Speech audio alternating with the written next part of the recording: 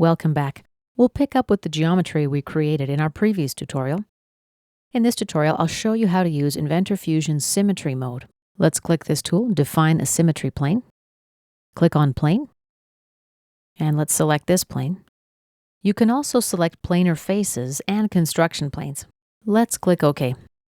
Let's activate the Edit Edge tool. We'll toggle Symmetry mode on. And let's select my edge here. Here's the plane of symmetry. The edge on the opposite end becomes selected as well.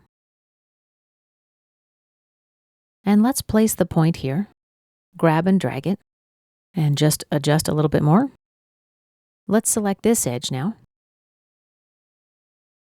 Again, place a point, and grab and drag.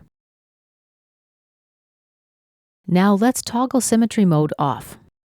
Select this edge. Now we're able to modify the edges independently.